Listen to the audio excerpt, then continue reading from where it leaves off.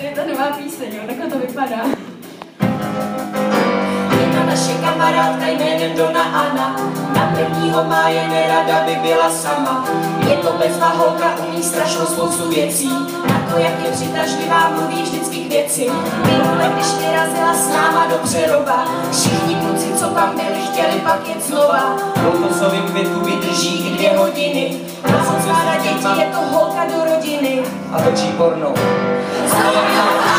Zlojnou Hanou, zase někdy nashledanou, 360 dní v roce a teď rychle další sloce. V kuchyni i v životě je manuálně zručná, když je třeba dokáže být v telefonu stručná. Od raného dětství má talent na jazyky, ráda bývá uklizeno, ráda leští kliky. Je velmi tolerantní, Umí řídit auto, peče slaný i sladký. Má hezký vlasy A točí porno.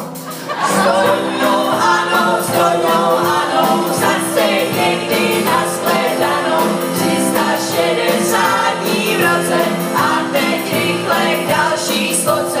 Láska je čaroděj a ticho prý léčí. No tak točí porno. Zlojnou Hanou, zase někdy nashledanou, 360 dní v roce